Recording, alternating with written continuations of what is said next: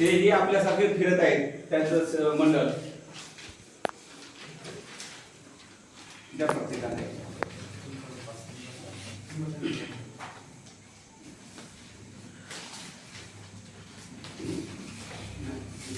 संपूर्ण जगाला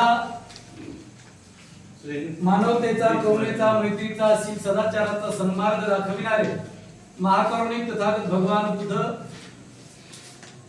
देवनाम प्रिय चक्रवर्ती सम्राट, भारताचा गौरव सम्राट अशोक, भारतीय संविधानाचे शिल्पकार, भारतरत्न परमपूज्य नेते बोधिसत्व डॉक्टर बाबासाहेब आंबेडकर या महापुरुषाला ज्ञान शिखरापर्यंत पोहोचविणारी त्यागमूर्ती माता रमाई आंबेडकर यांना या तथागताच्या पवित्र विहारामध्ये, आनंद विहारामध्ये आपल्या सर्व मराठावासियांच्या वतीनं विनम्र अभिवादन करतो, पंचांग प्रणाम करतो. बंधू आणि भगिनींनो, आता वेळ खूप झालेला आहे, आता 9 वाजले आणि हे शेवटचं आमचं बैठक आहे, ही पूर्वतयारीची बैठक आहे.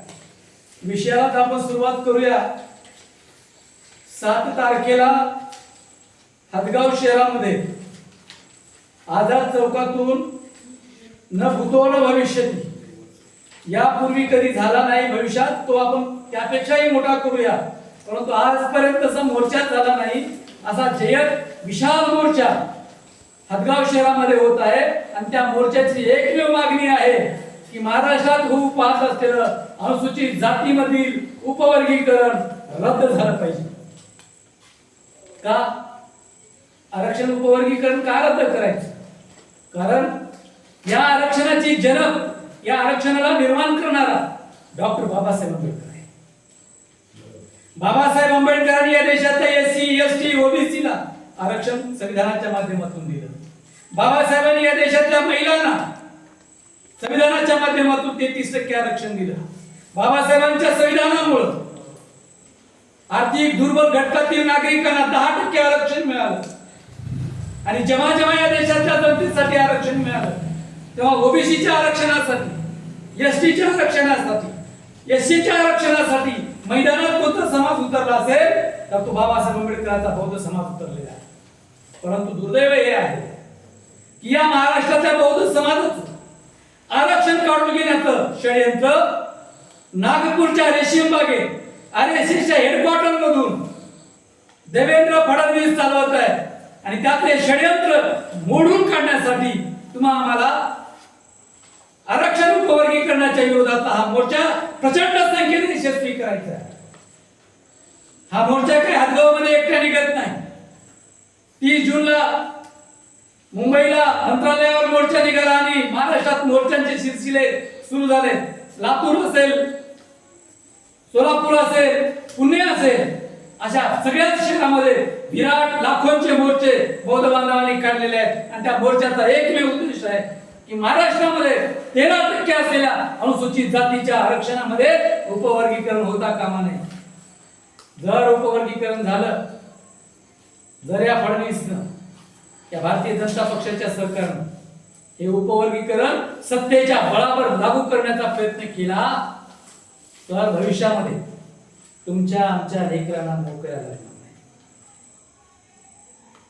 आरक्षण मिळणार नाही, समाज कल्याणच्या योजना तुमच्या घरापर्यंत, दलित वस्तीपर्यंत पोहोचणार नाही. जे शाळा वसतिगृह अनुसूचित जातीच्या नावावर चालतात त्या शाळा वसतिगृहामध्ये तुमच्या आमच्या मुलांना, लेकरांना प्रवेश मिळणार नाही. बाबासाहेबांना दिलेले हे आरक्षण, तुमच्या आमच्या बापदाद्यांनी टिकवलेले हे आरक्षण तुमच्या आमच्या नजरेसमोर जर फडणवीसाचं सरकार काढून घेत असेल तर त्या फडणवीसाला जाब विचारण्यासाठी उद्याच्या मोर्चामध्ये सगळ्या तरुणांनी, बौद्ध उपासकांनी, उपासिकेनी मोठ्या संख्येने उपस्थित झाला पाहिजे.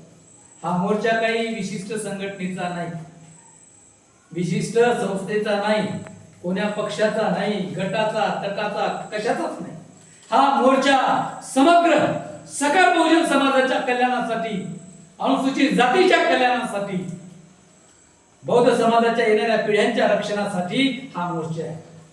मग एक दिवस जर आपला मजुरी बुडली, कामधंदा बुडला, एका दिवसाची मजुरी गेली, एका दिवसासाठी मोर्चासाठी आपल्या पैशाला खिशाला जर झळ लागली तर काही हरकत नाही. या मोर्चाच्या कमिटीला पैसे द्यायची गरज नाही. मोर्चाची कमिटी पैसे मागणार नाही, मोर्चेकरी पैसे मागणार नाही.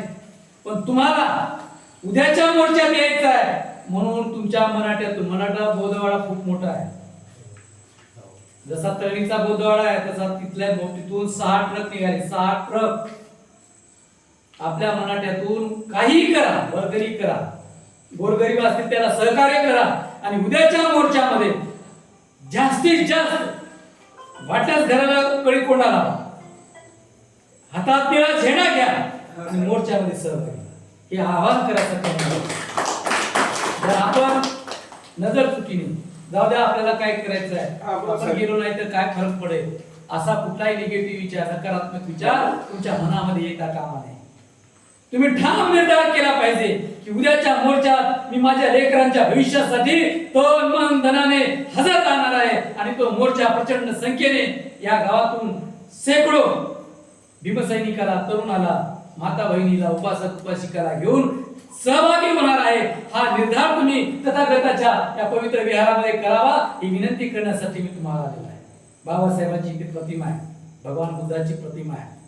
तथागत भगवान बुद्धाच्या प्रतिमेला, बाबासाहेबांच्या प्रतिमेला साक्षी ठेवून तुम्हाला विनंती करतो, येणाऱ्या पिढीसाठी, आपल्या लेकरांच्या भविष्यासाठी हे आरक्षण टिकणं अत्यंत आवश्यक आहे.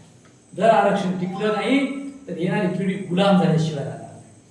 लोकांनी आपल्यावर आरोप करू द्या, ज्यांनी आरोप केले त्यांच्या आरोपाला आम्ही खेराची, कचऱ्याची टोपली दाखवू, पण आपल्या लेकरांच्या भविष्यासाठी आपण संघटितपणे या मोर्चामध्ये सहभागी होऊ आणि हा मोर्चा प्रचंड ताकदीने आपल्या गावातून, किमान आपला बोधवाडा मोठा आहे, जमते त्या वाहनात, ऑटो लावा, जीप लावा, एखादा ट्रक लावा, टेम्पो लावा, जे लावा, उद्या फिरा, वर्गणी करा, ज्यांच्याकडे पैसे नाही त्याला सहकार्य करा, तो माणूस उपस्थित करा आणि मोठ्या संख्येने तुम्ही उद्याच्या मोर्चामध्ये सहभागी व्हा. ही त्या मराठावासियाकडून आम्हाला अपेक्षा आहे. थांबतो, सर्वांची रजा घेतो. जय हिंद.